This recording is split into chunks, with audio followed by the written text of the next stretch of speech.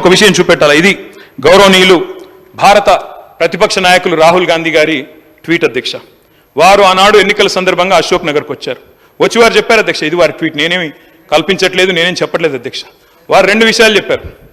ఒకటేమో job calendar మొదటి సంవత్సరంలోనే 2 లక్షల ఉద్యోగాలు, ఇది రాహుల్ గాంధీ గ్యారంటీ అని చెప్పి ఒక ట్వీట్. తెలుగులో చేశారు, మనకు అర్థం కాదనుకొని తెలుగులో చేసినారు అధ్యక్ష. తెలంగాణలో కాంగ్రెస్ ప్రభుత్వం ఏర్పడిన ఏడాది లోపే 2 లక్షల నియామకాలను పూర్తి చేసి యువతకిచ్చిన మాట నిలబెట్టుకుంటాం. ఇది కాంగ్రెస్ నాయకులు పెద్దలు రాహుల్ గాంధీ గారు చేసిన ట్వీట్ అధ్యక్ష. యువతకిచ్చిన నేను వారికి పంపిస్తా ఉన్నాను తమరి ద్వారా. అధ్యక్ష, నేను అడుగుతా ఉన్నా అధ్యక్ష, నిజంగా కూడా రాహుల్ గాంధీ గారు ట్వీట్ చూసిన తర్వాత, వీళ్ళ నిర్వాకం చూసిన తర్వాత, ఆ జోసెఫ్ గోబెల్స్ అని ఒక ఆయన ఉంటుండేన అధ్యక్ష, ఎవరు జర్మనీలో, ఆయన గిన్న బతికుంటే అధ్యక్ష, ఎవరు వీళ్ళు ఇంత టాలెంటెడ్గా ఉన్నారు, వీళ్ళ దగ్గర ట్యూషన్ నేర్చుకుంటాను పోతుండేనేమో సార్ వీళ్ళ దగ్గరికి. ఎందుకంటే ఇంత అద్భుతంగా అబద్ధాలు చెప్పొచ్చు అని మాకు తెలియదు సార్. అధ్యక్ష, 30,000 ఉద్యోగాలు ఇచ్చినామని చెప్పి బడ్జెట్ స్పీచ్లో చెప్పారు అధ్యక్ష. 30,000 ఉద్యోగాలు. నేను అడుగుతా ఉన్నా అధ్యక్ష, 30,000 ఉద్యోగాలు ఎక్కడిచ్చారు సార్? అధ్యక్ష, ఐ రికమెండ్, నేను అక్కడ మొత్తం డేట్స్ ఉన్నాయి, నోటిఫికేషన్ ఎప్పుడు వచ్చింది, పరీక్ష ఎప్పుడు జరిగింది, మీరు ఎప్పుడు కాగితాలు ఇచ్చిన డేట్లు ఉన్నాయి చెప్పమంటే చెప్తా అధ్యక్ష.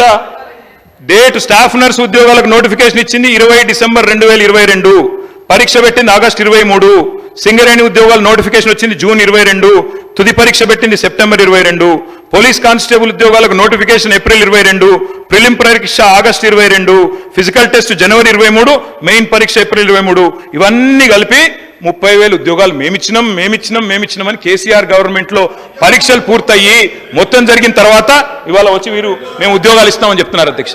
నేను వారిని ఒకటే అడుగుతా ఉన్నా అధ్యక్ష, 30,000 ఉద్యోగాలు ఇచ్చినామని చెప్పి బడ్జెట్ ప్రసంగంలో ప్రజలను తప్పుదోవ పట్టించినందుకు, తెలంగాణ యువతను తప్పుదోవ పట్టించినందుకు మీ మీద వేయాలి అధ్యక్ష ఛార్జ్ షీటు, రికవరీ. ఇది కరెక్ట్ కాదు అధ్యక్ష, ఈ రకంగా యువతను తప్పుదోవ పట్టించడం.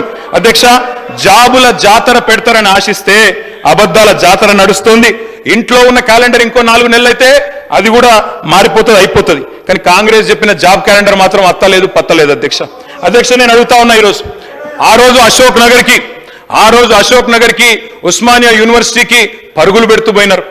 డిప్యూటీ సీఎం గారు నేను అడుగుతా ఉన్నా, అయ్యా డిప్యూటీ సీఎం గారు, మీరు నేను హౌస్ అడ్జన్ కాగానే పోదాం అధ్యక్ష, అశోక్ నగర్కి పోదాం, మీ ముఖ్యమంత్రి గారు వస్తానంటే వారిని కూడా తీసుకొని పోదాం, సెక్యూరిటీ లేకుండా పోదాం, మంచిగా పర్సనల్గా పోదాం.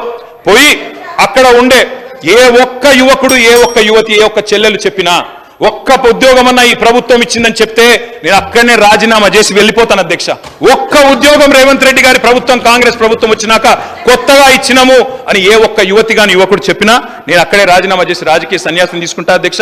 ఒక్కరు చెప్పినా నేను చెప్తా ఉన్నా అధ్యక్ష, అక్కడే సిటీ సెంట్రల్ లైబ్రరీలో ముఖ్యమంత్రి గారికి, ఉప ముఖ్యమంత్రి గారికి, మా పార్టీ తరపున, తెలంగాణ యువత తరపున 1,00,000 మందితో పౌర సన్మానం కూడా పెడతామని చెప్పి నేను చెప్తా ఉన్నా అధ్యక్ష. ఈ రకంగా చెప్తాను అధ్యక్ష. 10 ఏళ్ళు కూడా ఏం చేసినామో చెప్తాను.